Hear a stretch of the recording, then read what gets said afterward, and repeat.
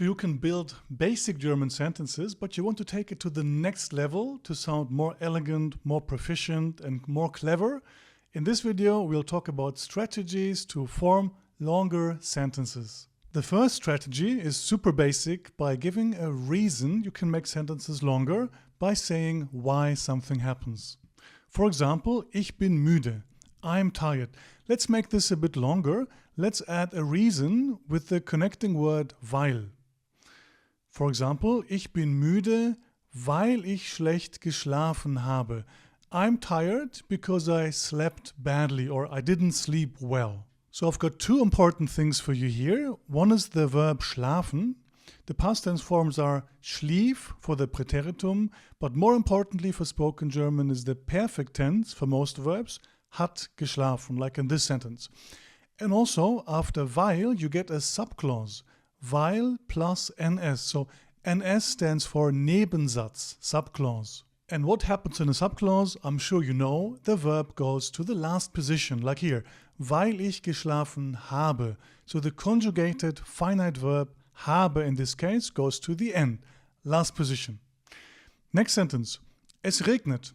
Basic A1 sentence, it's raining. We can make this a bit more interesting again. How about using an unexpected consequence, or in German, eine unerwartete Folge, by using the word trotzdem. Trotzdem is not a conjunction, it's an adverb. So basically it doesn't introduce a new main clause or a new subclause, it just happens to be within a main clause mostly or a subclause sometimes. I know this can be tricky.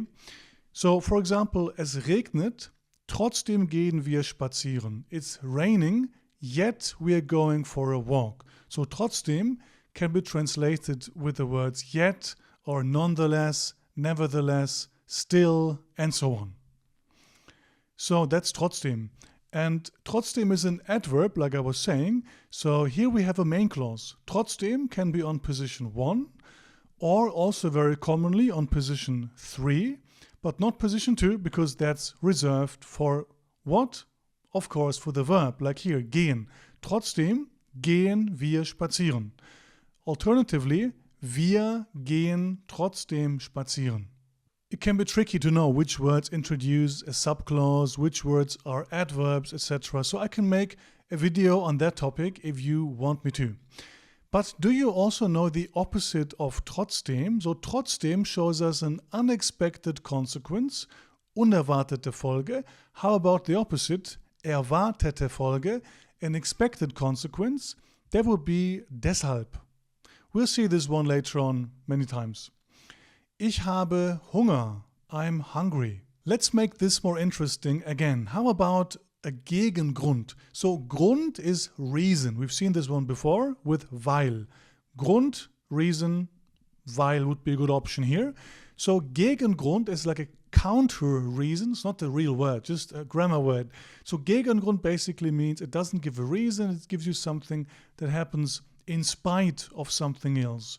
So obwohl would be a good word here in German, and that's although in English. Let's take a look.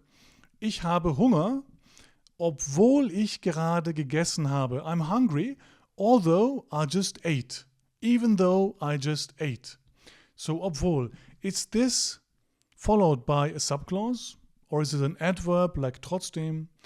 Just look at the verb. Obwohl ich gerade gegessen habe. Aha. Habe, our finite conjugated verb, is on the last position, so this must be, again, a Nebensatz. So just like weil, obwohl also introduces a Nebensatz, a subclause. Basically, obwohl is the opposite of weil. Weil, because, obwohl, although. And essen, aß, hat gegessen are the irregular past tense form of the important verb essen. Great, let's do one more sentence with obwohl, so Gegengrund. Arbeitet heute. As we can see, he is working today. Poor guy. Now let's use obwohl again, the counter reason, the Gegengrund, although. For example, something like arbeitet heute, obwohl krank ist. He's working today, although he is sick. It's a counter reason. Normally when you're sick, you stay at home. underneath your blanket, you drink tea and you take some medicine and you try to become healthy again. This guy works although he is ill. Arbeitet heute, obwohl krank ist. So we have the adjective krank in here, that's ill or sick. And the noun is die Krankheit, by the way, illness, sickness. But how about the opposite of krank? So healthy or well. That would be gesund.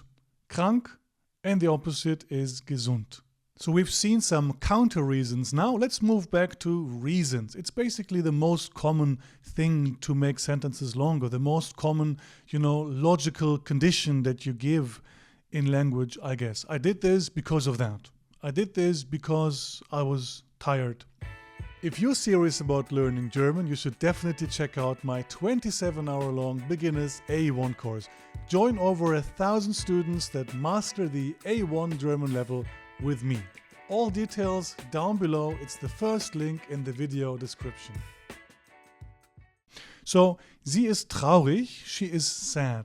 Let's use a reason again, and we can use weil again, plus a subclause, as you know. So, for example, something like, she's sad because her cat ran away. That's a valid reason. I hope she'll find her cat again.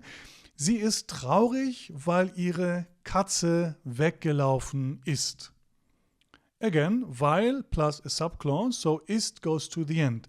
But there is another word for because in German, and that's denn. Denn ihre Katze ist weggelaufen. Same meaning, they both mean because her cat ran away, but as you can see, the grammar is quite different. With weil you get a subclause, so ist goes to the end, but with denn you get a main clause. Denn, this one doesn't count, these main clause connectors, they don't count, so position 0, followed by the subject, ihre Katze, position 1, and now we have the verb ist on position 2. So weil, subclause, then main clause, they mean the same thing. We also have the separable verb weglaufen here, to run away, and it's separable, and with separable verbs we get the GE in the middle. You know, the GE that we always get for the participle 2 forms, for the perfect and for the passive also. Weggelaufen. Weil ihre Katze weggelaufen ist. So let's do one more reason. This time we'll use denn, the main clause option for because. Ich gehe ins Kino. I'm going to the cinema. Perfectly fine sentence, but of course a bit simple and basic and short. Let's give a reason again. Denn, main clause, not subclause. For example, ich gehe ins Kino, denn, position 0, der neue Film, position 1, interessiert, position 2, mich. I'm going to the cinema because the new movie, the new film, interests me. Or if you wanted to say, to use weil here, that's fine. Weil der neue Film mich interessiert. In this case, you would have put interessiert, the verb, to the end, to the last position. So, denn plus Hauptsatz, then plus a main clause. And you get the verb interessieren plus accusative, like here, der neue Film interessiert mich, but also, you can also say sich interessieren für. Now it's reflexive, sich, and we have the preposition für. So, second option, denn ich interessiere mich für den neuen Film. It's either interessieren plus accusative, or it's sich interessieren für, in which case we'll need the person as the subject. Denn ich interessiere mich für den neuen Film. Next sentence. Wir haben keine Zeit. We have no time. So let's make this longer, again by using something like therefore, like showing a consequence, or in German, eine Folge, eine erwartete Folge, a normal consequence, an expected consequence, and that's deshalb. Deshalb is an adverb, that's important. It doesn't introduce a subclause. So for example, wir haben keine Zeit, deshalb müssen wir schnell arbeiten. The verb is on the second position here, müssen. And deshalb can be either on position 1 or position 3, and the subject will typically be on the other position, 1 or 3. We have no time, so we have to work fast. So might be the most common translation for deshalb, so or so that. In more formal English, you can say therefore or something like that. So we have haben, hatte and hat gehabt as the super important past tense forms for the verb haben. But don't forget that with haben as well as with sein and the modal verbs, the perfect is not common and super important. The Präteritum is way more common and way more important and way easier. So hatte for the past tense. Great. Ich trinke Kaffee. Let's do something new, something different this time. Let's add your aim, your goal, your plan, so to say. Ich trinke Kaffee, I'm drinking coffee. This time let's add something new. Let's add Ziel or Zweck. Now they mean aim, goal, scope, etc. Something like that. We can do that by using the word damit. In English you can also translate that by saying so or so that. Let's take a look. Ich trinke Kaffee, damit ich wach bleibe. Straight away you can probably see that we have a subclause again because the verb bleibe is at the end. Ich trinke Kaffee, damit ich wach bleibe. I'm drinking coffee so that I stay awake. That's my goal. We also call those Finalangaben or Finalsätze in German. It comes from Latin and basically means intention. It's your intention, your goal, your objective. So damit also plus Nebensatz plus a subclause. An alternative here would be wach zu bleiben. Here we have and then at the end you get zu plus an infinitive.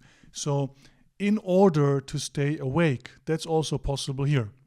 Trinken, trank for the Präteritum and hat getrunken for the perfect tense.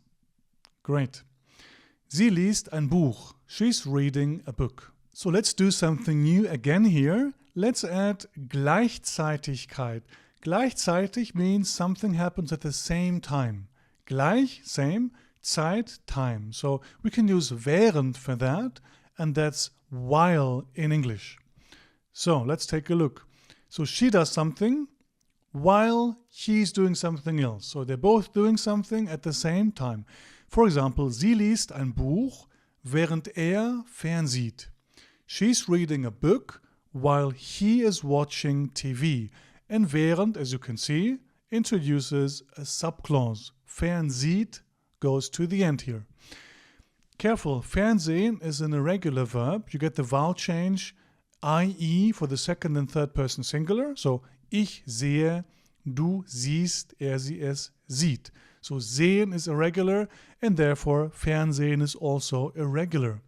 Sah fern for the Präteritum, not so important. Hat fern gesehen, way more important. Perfect tense. It's again separable, so you get again GE in the middle of the word after the prefix. Also we have lesen here, that's lesen, las, hat gelesen. Great. Kocht gern. He likes cooking. So let's add a Gegengrund again, counter reason, so the opposite of because. What's that again? That's although, and in German that was obwohl. Well done. So let's make the sentence longer by saying something with obwohl. For example, he likes to cook, although he has little time. In German, kocht gern, obwohl wenig Zeit hat. Subclause. He likes cooking, although he has little time. He's very busy. Obwohl plus Nebensatz, subclause, you know this by now. Kochen, kochte, hat gekocht. Here we have a verb that's 100% regular, so no surprises here. Great. Wir lernen Deutsch. We are learning German.